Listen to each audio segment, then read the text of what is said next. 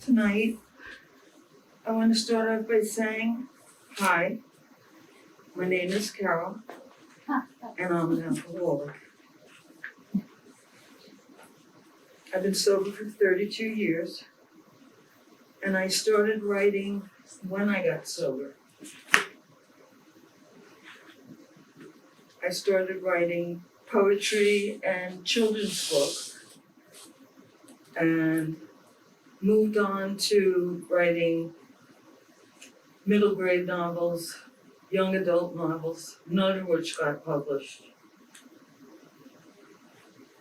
And for years, my daughter had been telling me, Mom, you have to write a memoir. You have to write a memoir. Because I would tell all these funny stories and not so funny stories at the family reunions that we went to. And finally, I relented when I was 67 years old to start writing this memoir. And tonight I'm going to read you the first chapter and a couple of the funny stories that my daughter liked so much. Chapter 1, the end. The last drink I had is a flute of champagne. It's New Year's Eve. My husband reserves a special room for us at a nearby hotel. He buys an imperial bottle of Moet, a misplaced purchase for this particular occasion. We're making a last-ditch effort at saving our marriage. A gale erupts in the ballroom below, where we journey to join the revelers.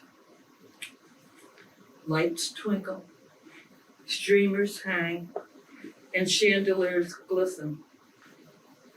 I hardly notice.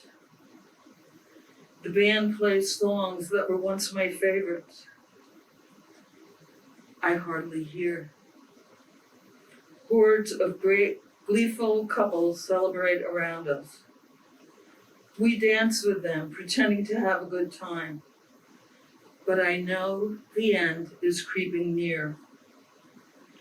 My husband's been having an affair with a woman half his age.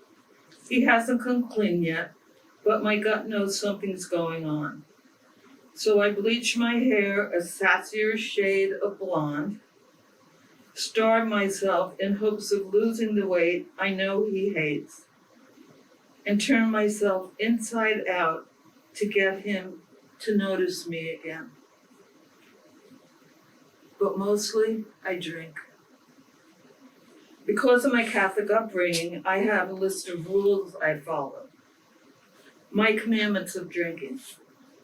I only have 3. 10 is too many. No drinking before 5 o'clock. I watch the clock tick away the minutes. It drives me crazy. No drinking on Tuesdays or Thursdays. I break this all the time. It's impossible not to. No hard liquor, only wine and beer. I feel safe drinking those.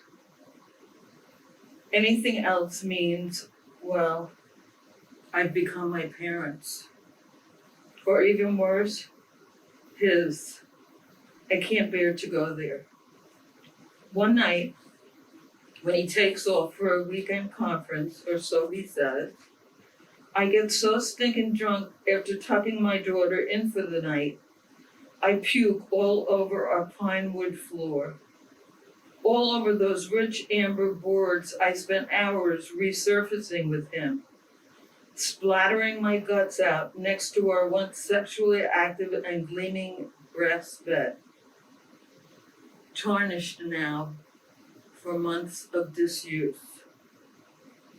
The following morning, my 5-year-old daughter, with sleep encircling her concerned eyes, stands there staring at me, her bare feet immersed in clumps of yellow.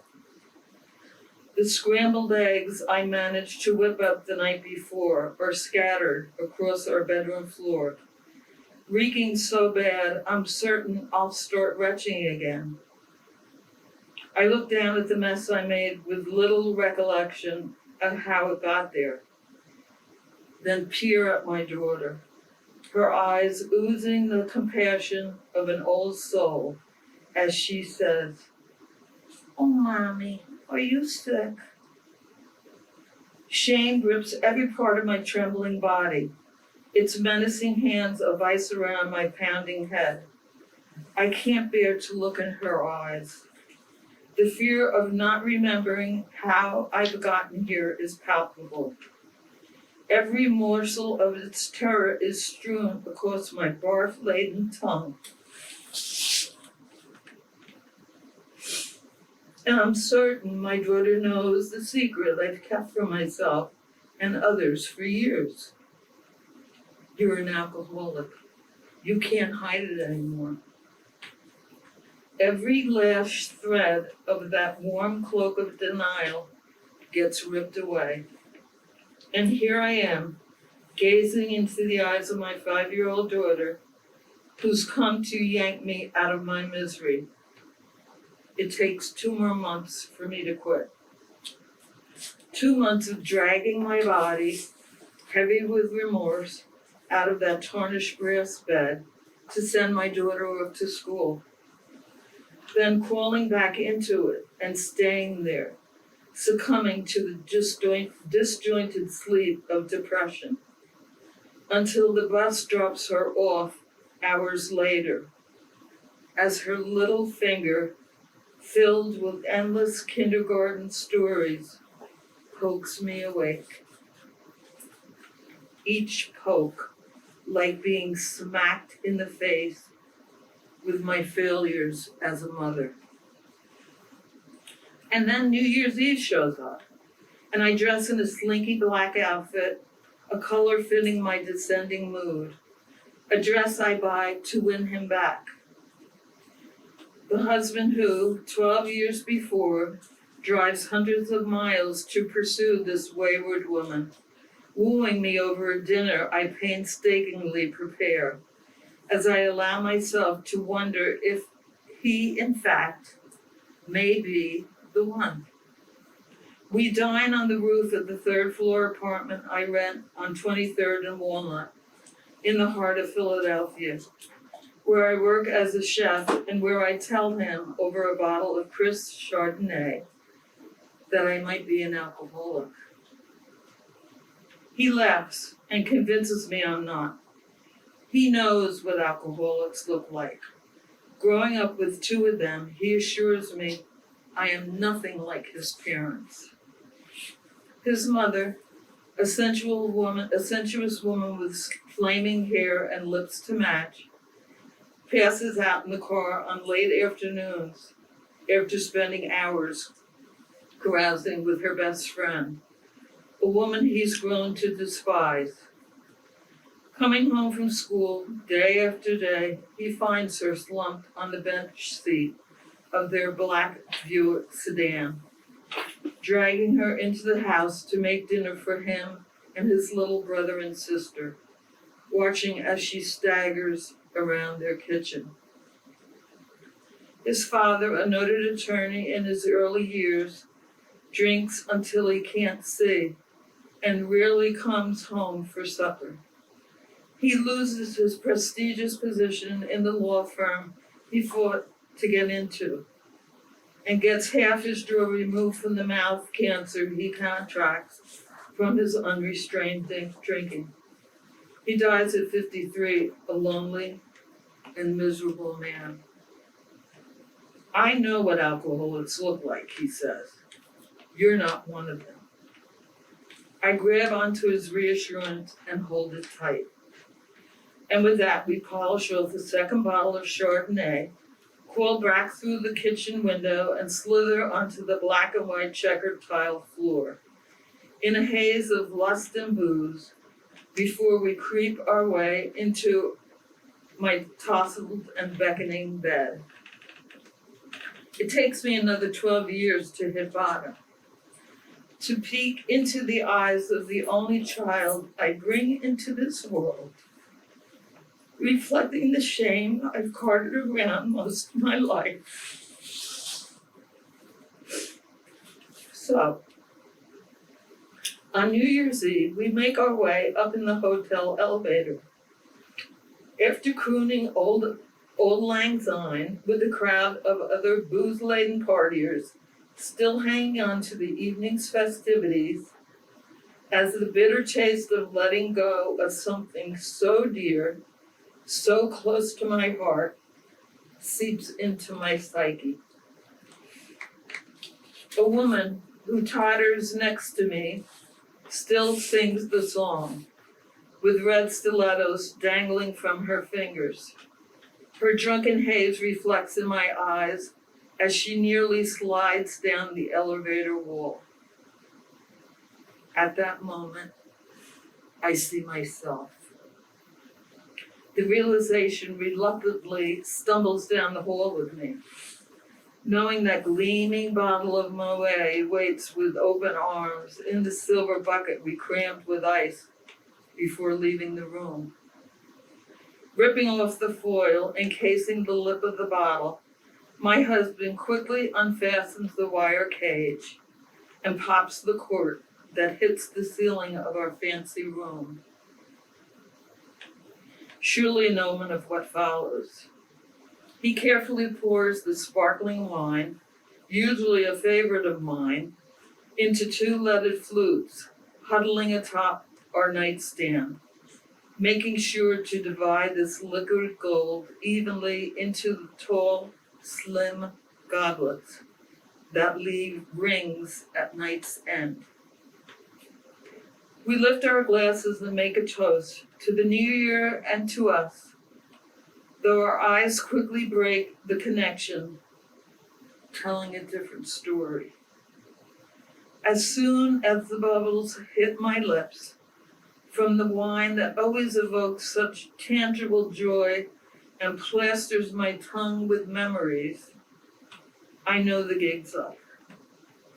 It tastes like poison. I force myself to drink more, a distinctly foreign concept, coercing a smile that squirms across my face. I nearly gag as I continue to shove the bubbly liquid down my throat, not wanting to hurt my husband's feelings, who spent half a week's pay on this desperate celebration.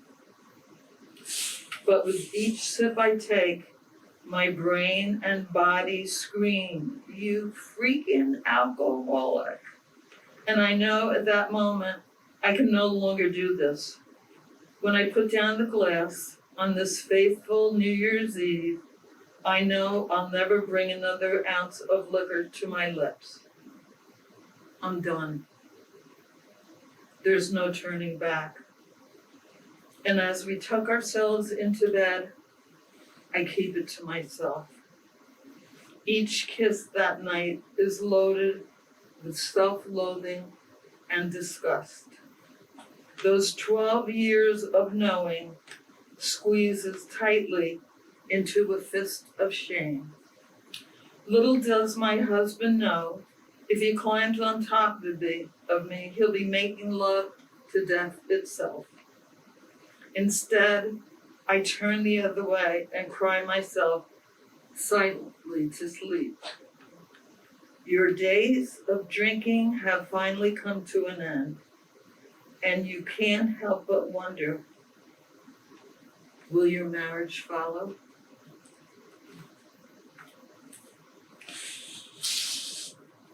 Okay, that's the end of that chapter. There is a reason why my publisher calls this a memoir noir.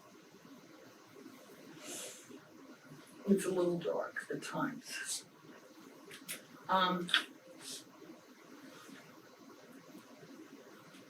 So I told you I started writing this when I was 67. And when I started writing, a lot of people that I've talked to who have written memoirs take 2, 3, 5 years maybe to write their first draft. I finished mine in 4 months. Once I started writing on July 14th, 2014, the memories just kept pouring. Just kept exploding into my head. I could not write down the memories fast enough. And on November 17th, I finished the first draft. I figured because I was 67, I had to write it fast. But my body actually reacted, I should say, to the writing of this. And I broke out in these really bad rashes on my legs, on my arms. And a friend of mine pointed out that it was probably the anger that I was feeling from writing this erupting on my skin. Okay, moving on. I want to read a couple excerpts of Maggie's favorite stories. Okay?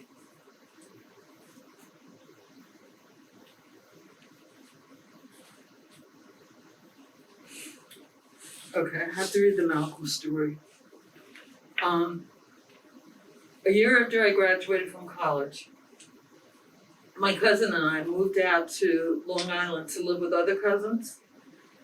And we decided after I got a flyer from the school that I work for to take a trip to Europe for $115 round trip, we decided we had to do it. And we hitchhiked around Europe. And we started in Great Britain. We landed in London. First ride we got was in a Rolls Royce. But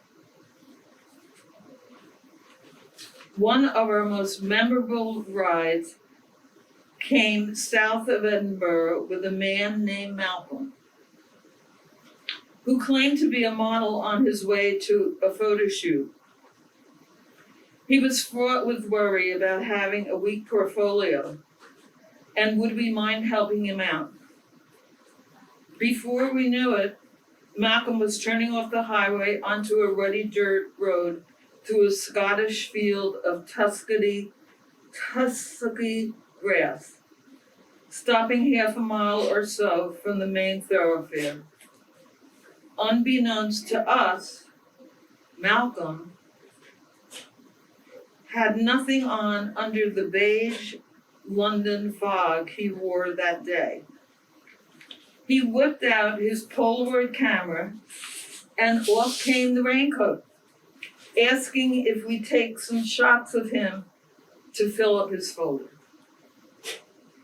Hungover as we usually were, partying hard in Edinburgh the night before, we shrugged and took turns with his Polaroid, taking shots of Malcolm in the nude. We became so invested in the project, we actually took pictures of each other, posing with Malcolm. Arms wrapped around waist, souvenirs of our trip to share with our families back home. Malcolm,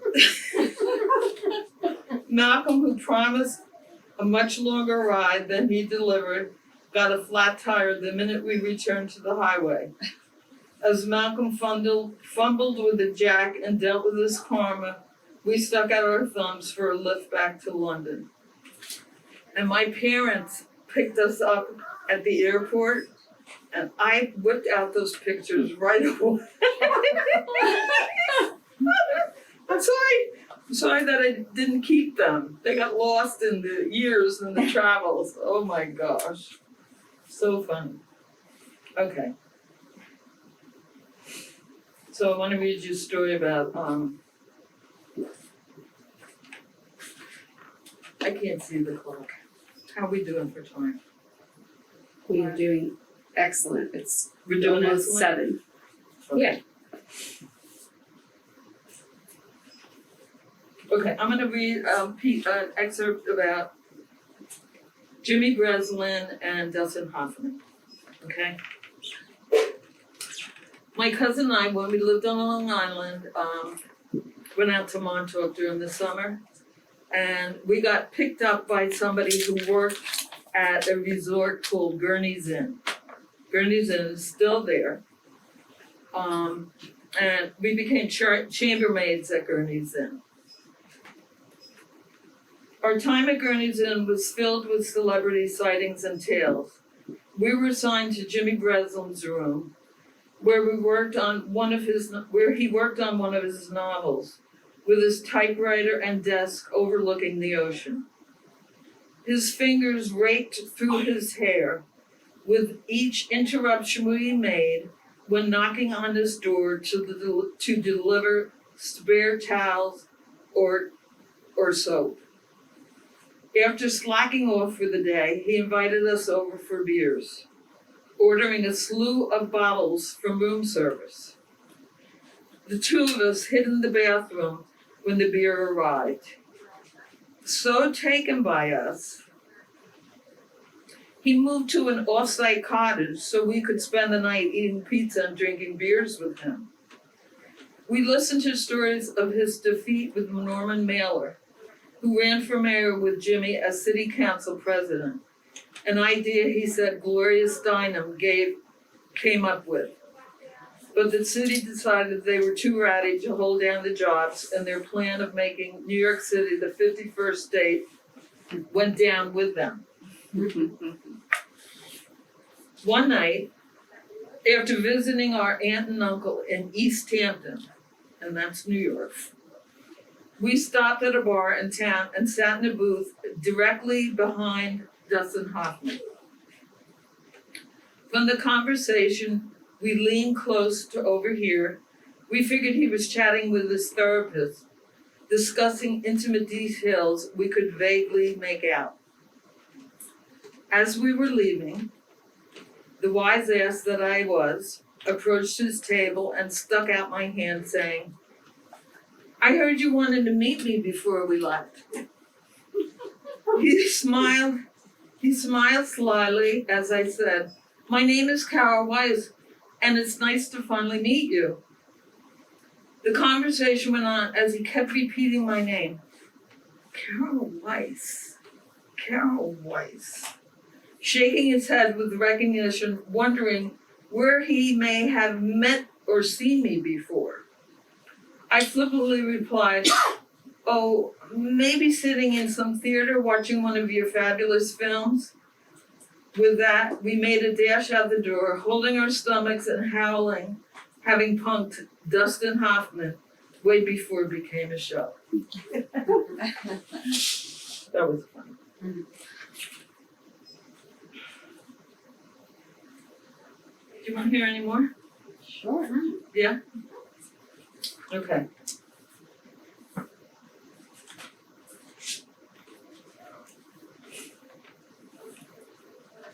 During our stint at Gurney's Inn, I met a man named Tom Clark. Okay, wait, I don't want to read that part. Oh, I might as well. I started it, right?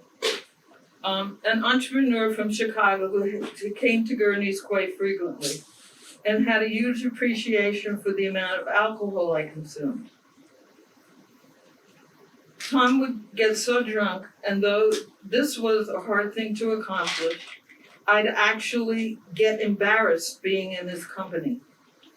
One night while we were out to eat at a fairly decent restaurant, he asked the server if we could change our seating to a table that didn't wobble. When the waitress handed him a pack of matches to put under the off-kilter leg, Tom lifted our table and proceeded to switch it with another. He invited me to go canoeing with him up through the Lakes District of Wisconsin and into Canada. This man I hardly knew. And of course I said yes.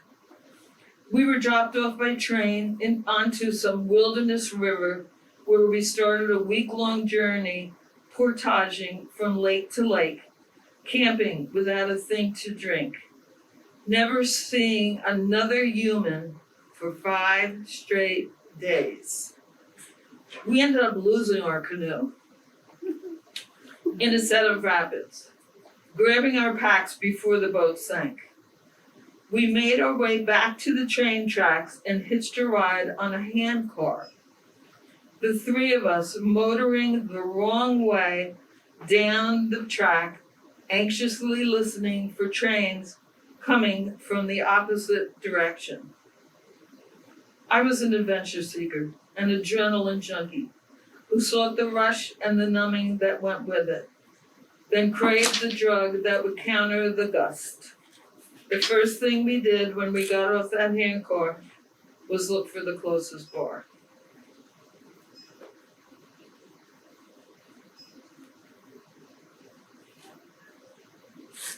Okay, the story about Milo O'Shea. Do you all know who Milo O'Shea is? Remember him?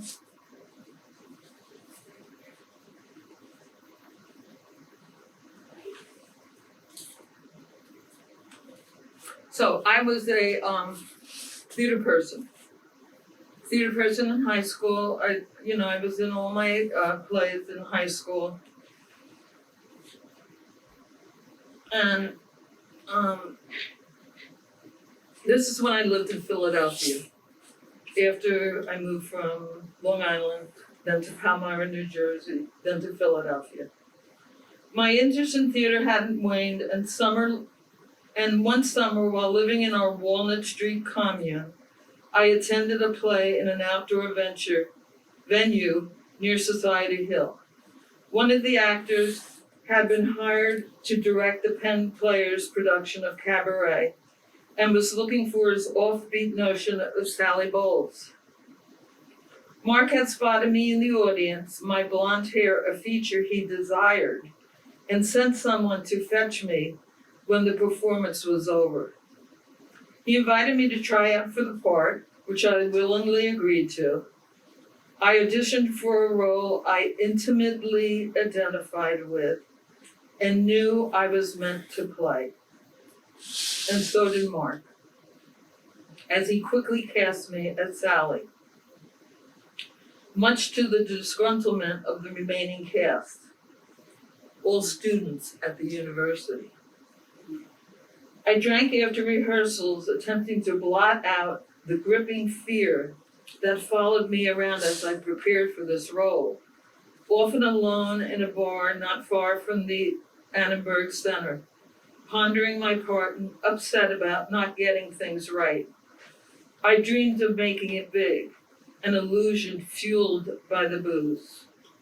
I remember the night I sat next to Milo O'Shea at the bar, his bushy black eyebrows unforgettable to me, drinking by himself, following a rehearsal of his own. He was due to appear on the main stage with Jason Robards and Geraldine Fitzgerald, whom I'd pass in backstage hallways in a production of O'Neill's A Touch of the Poet, prior to its opening on Broadway the following month. He seemed sad and somewhat bitter about his aging, resentful of the young crop of actors who wanted fame too quickly, unwilling to do what it takes to earn their dues. We sat together for hours, sulking into our brews, and I felt mighty fortunate to receive advice from this acclaimed Irish actor. He fed me direction that would spark my performance, told me to be myself. Don't try to imitate Liza Minnelli, words I take with me to my next rehearsal, certain that some of his actorly wisdom rubbed off on me that night. A few weeks later, before opening at the Harold Prince Theater in the Annenberg Center of the Performing Arts, I'd have a not-by-chance meeting with Hal Prince, who was in the city for a performance. Helene, who always had her finger on the pulse of all things related to theater, had discovered he'd be in town. We headed over to the show, whose name eludes me, and after the final curtain, made our way backstage, informed that we were stopping by to congratulate the cast. With a gentle shove, by my friend, I stuck out a clammy hand and introduced myself, telling him I'd be playing Sally Bowles at his alma mater, squeaking out, "Is there any chance you could make it to the performance?" He was animated and kind and said, "Send me the dates and I'll see what I can do." And as requested, I wrote a letter to remind him of the running just a week before our opening, and received a response a week later, apologizing that he'd be in London during our run. I carried that letter in my purse for years and would pull it out at some bar I was in to pass around. Always seeking attention, a sad way to live a life.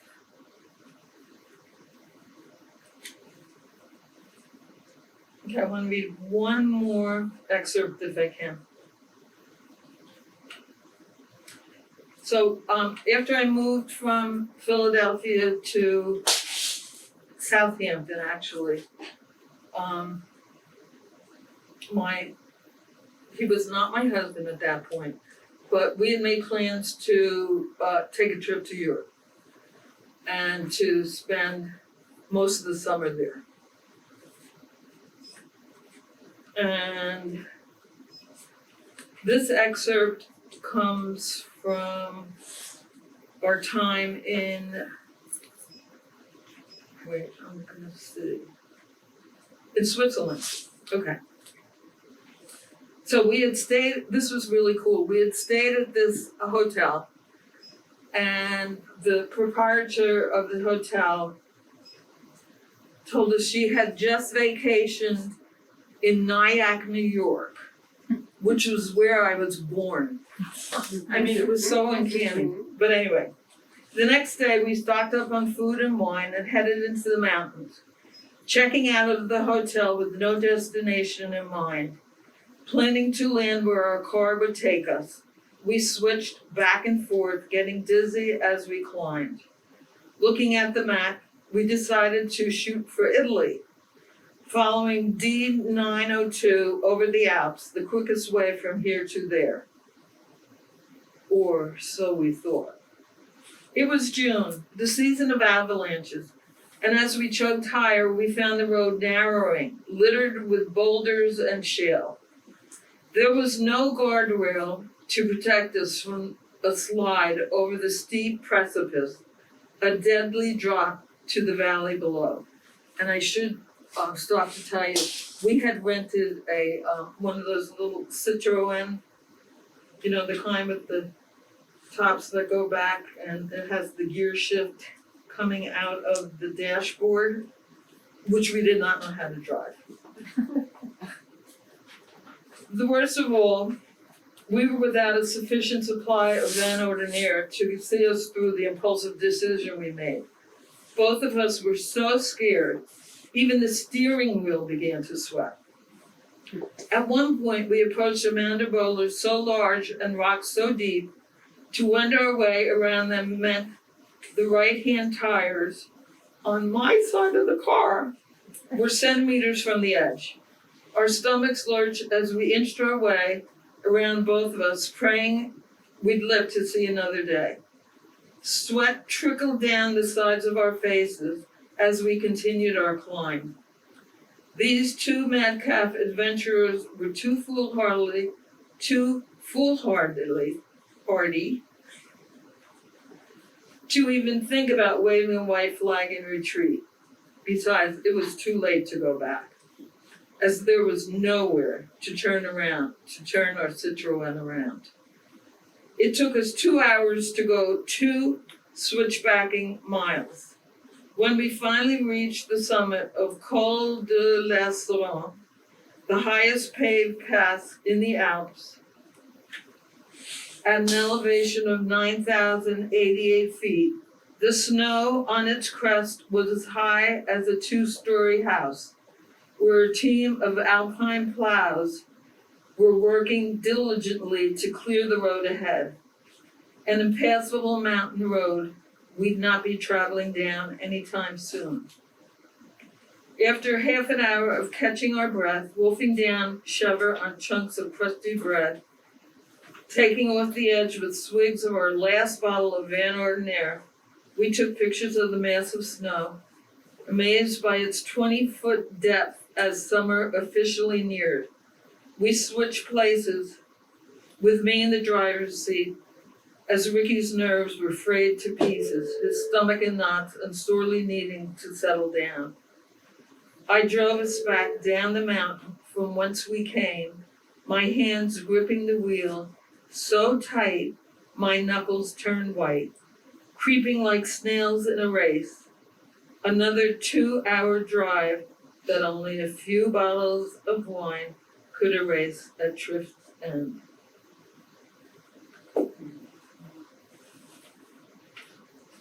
That's all I had planned.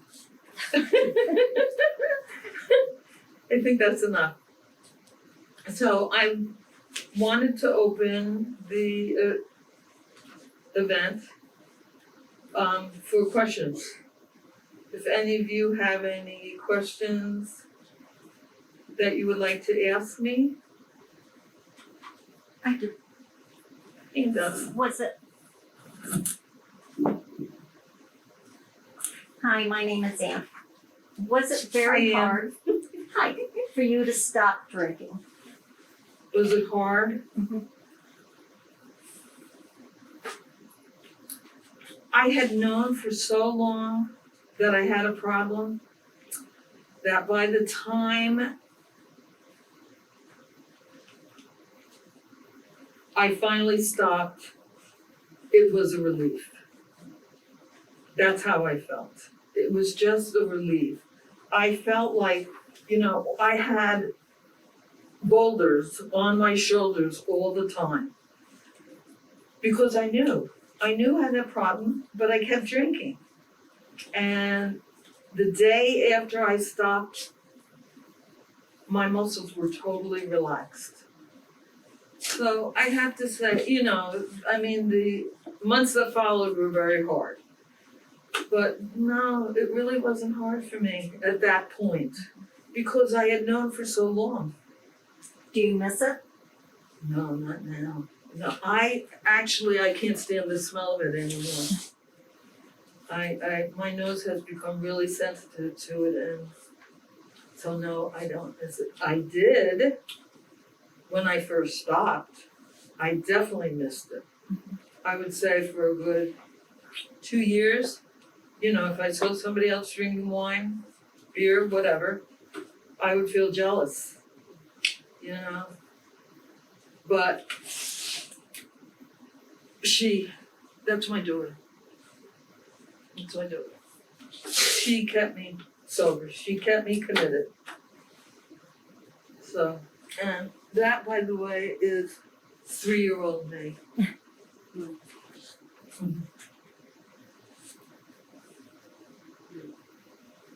Thank you. Thanks for asking that question, yeah. Anybody else have any questions? Please ask me a question. What would you say helped you the most in your recovery? Okay, Jan, could you say that a little louder? What helped you the most in your recovery? Or who, or what? I know I still didn't hear what you said.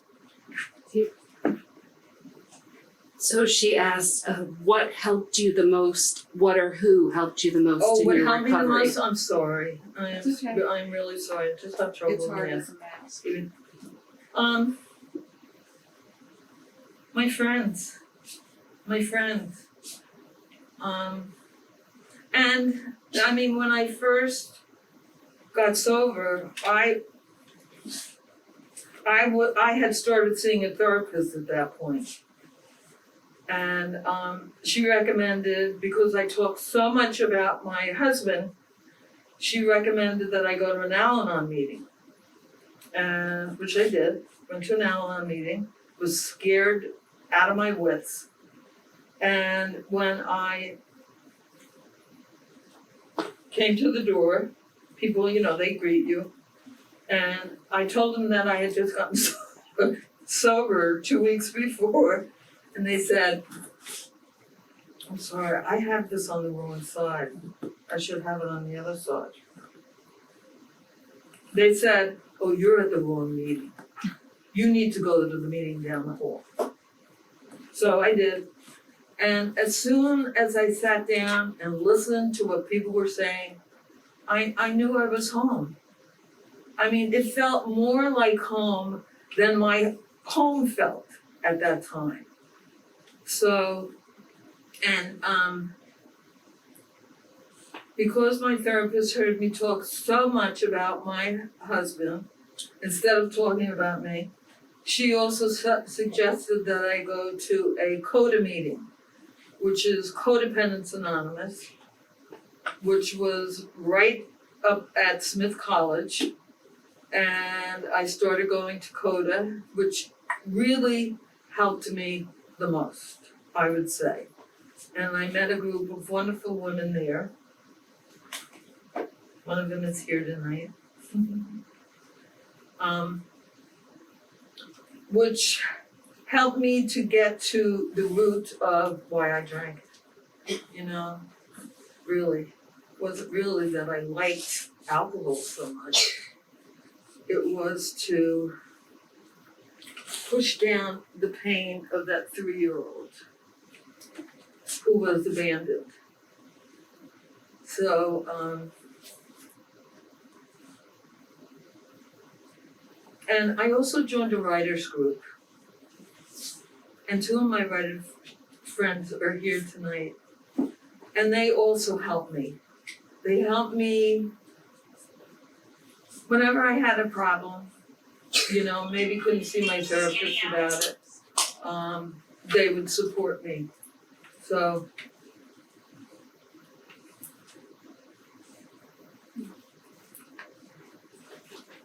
thank you for answering that. I'm sorry I had so much trouble hearing you. Oh, that's okay. Is that Kathleen? Yes, it is. Hi, Kathleen. Carol, Kathleen is my neighbor. Can I bring this shredded just to put, if you bring it close. Carol, can you hear me? Yes, I can. Okay. Carol, you mentioned being sober. And I just wonder, what have you come to understand as the difference between being sober and recovery? Or is there a difference? Yeah, there is a difference. Thanks for saying that, Kathleen. Yeah, there is a difference.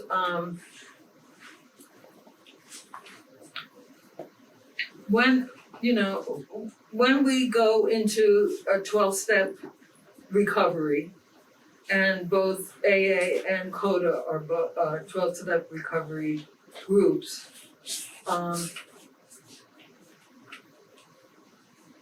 they really ask you to, well, especially CODA, ask you to get to the root of why you drank and to get to the deeper issues. And I know a lot of people in AA used to talk about white knuckling it because people would just not drink.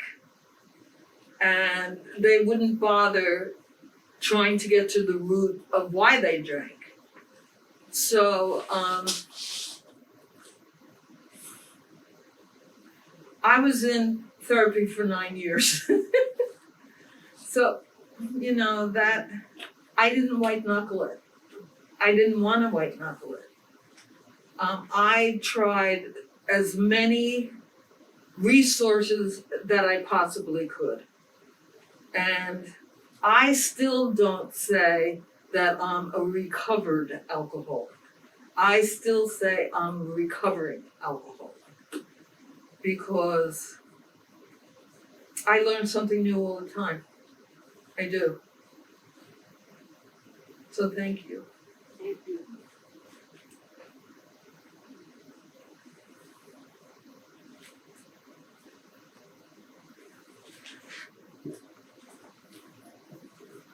I have another question for you. I bet your daughter is so very proud of you. You notice she's not here tonight. Because she knows you can do it. She doesn't like to hear me read anything about her dad. So, she is absolutely very proud of me. Yeah. And has helped me to stay sober. You know, she really has. Just her being in my life. I grew up with 2 alcoholic parents.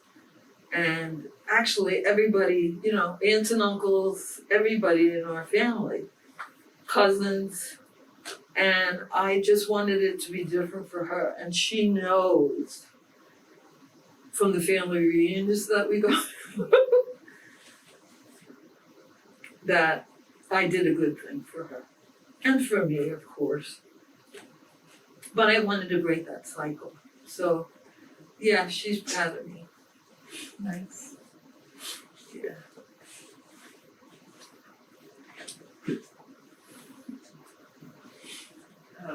One of the most scary things about writing a memoir is writing about the other people in your life and wondering how they're going to react to your telling your story, but how it reflects on them. Do you have any interesting stories to tell about how you handled that? Because you have shown tremendous courage in writing your memoir, all your stories, and putting them out there for everybody. Just So, huge are courage. you talking about people in here?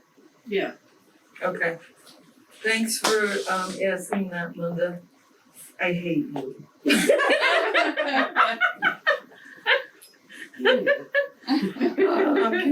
I'm kidding. I'm glad you brought it up because it was an issue. And the biggest one I was worried about was my daughter's dad. After years of being apart and, he remarried and he's with another partner now and I really worked hard on forgiving him. Of course, forgiving myself too. So that we could be friends for Maggie, for my daughter. So I did worry about, but I felt like this was my story to tell and I had to speak my truth. And the week after the book came out, he read, when you go on Amazon and you can read the first 10 pages or whatever. He read the first page and sent me a very nasty email. He was very upset with me. And it was really hard for me to receive that, especially at that time. My book just came out and my daughter and I had talked about it, how he was going to respond. And she finally had a phone conversation with him. And I'm not going to say what she said to him because it shouldn't be on tape. But she said, "Dad, you have to let this go for the sake of yours and Mom's relationship."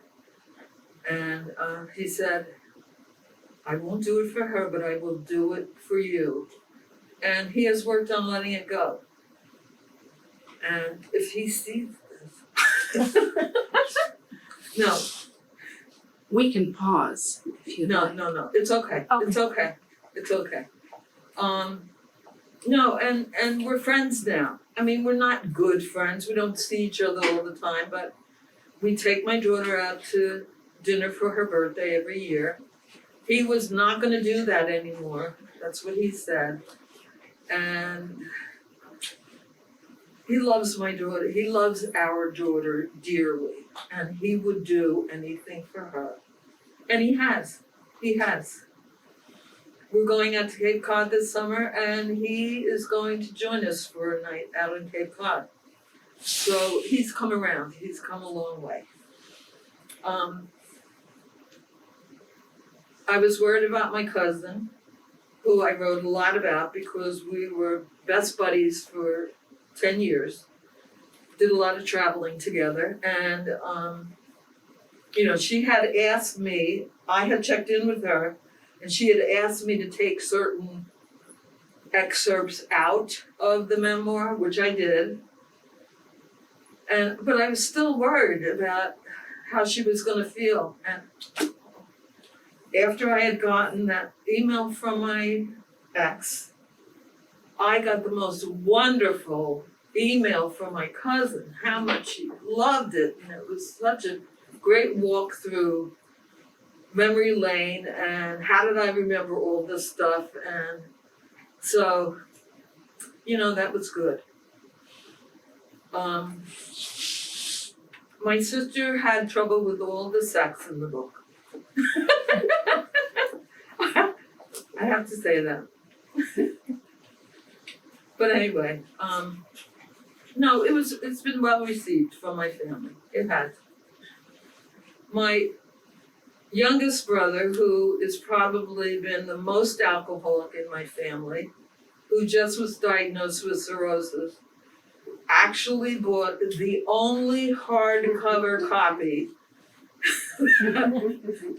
that was sold. And he wrote a review on Amazon for me, which just touched me so deeply. It was only, what did you like about the book? Everything, he said. But of course, she's my sister.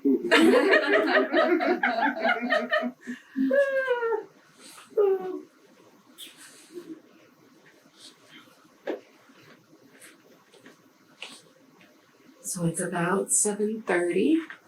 Does anyone else have questions, comments? I have a question.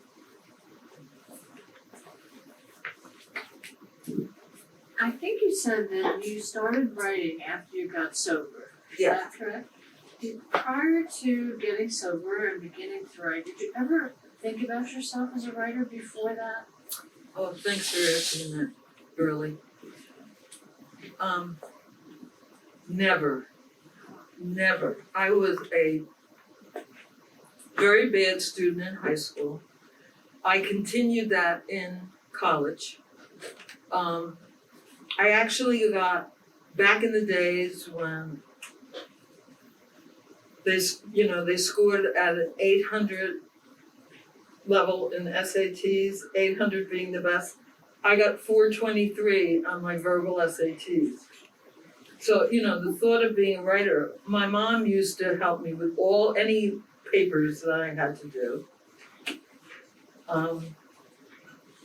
But when I got sober, I had so many feelings that I had to process that I just started grabbing things and writing stuff down. I started writing poetry first, and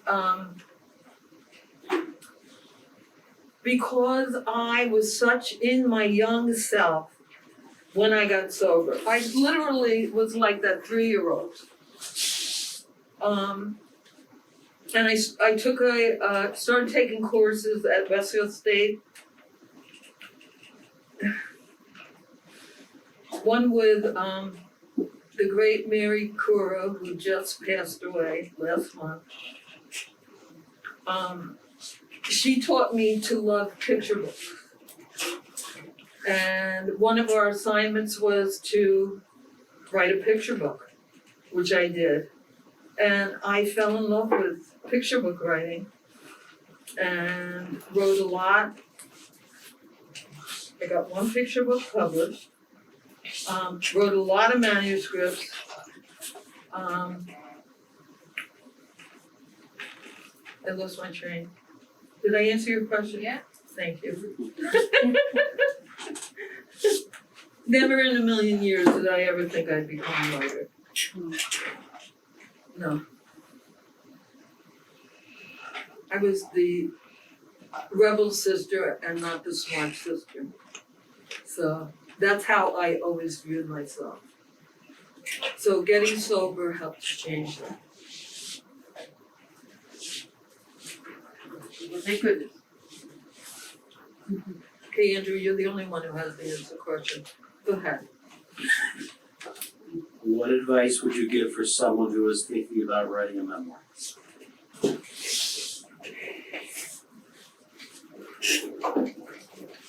Thank you for asking that. Just sit down and write. Just start writing. I mean, you know, the first draft is gonna be a shitty first draft. And just let the memories come. And I think it's good to have a theme to wrap the memories around. I mean, when I first started writing this, I did not know it was gonna be about my drinking, to tell you the truth. What was interesting when I was writing middle grade and young adult manuscripts, some character always showed up that was a drug addict or an alcoholic. So that became my theme. But I just say, start writing and keep at it until you have a shitty first draft. Because I'll tell you, mine was really.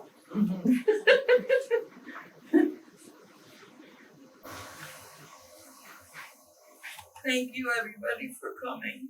Oh, you're welcome.